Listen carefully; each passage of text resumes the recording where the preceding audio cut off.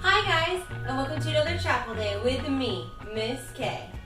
Alright, so we've learned about some really awesome people so far, and with Thanksgiving coming up next week, I thought, what better story than Job?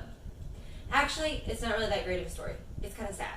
But that's okay, because it has a really good ending. Like all of God's stories have really great endings, that sometimes they're kind of sad in the beginning, but they always turn out to have a really good lesson. And here's one just for you guys. So this is the story of Job.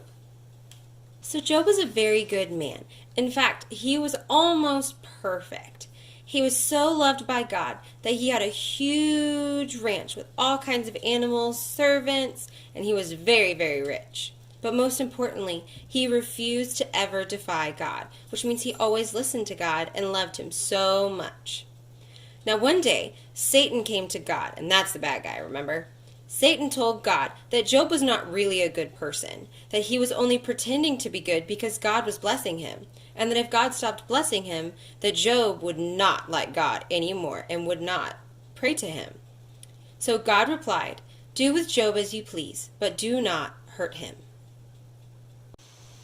So Satan went to work. He sent an army to capture all of Job's livestock and servants, and sent a huge storm that destroyed the house that his family lived in, and Job was left all alone.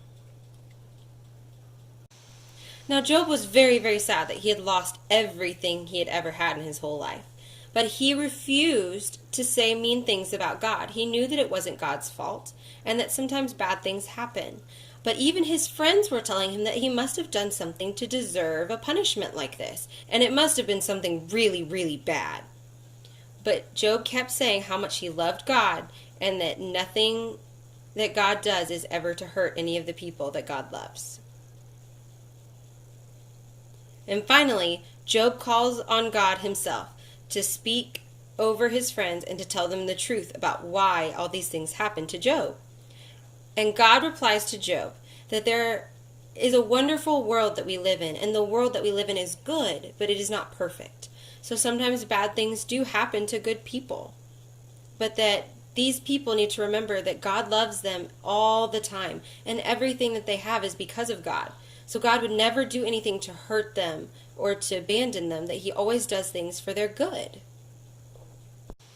So God wanted to reward him for being such a patient follower, and for always loving God no matter what, even through all the things that he was going through.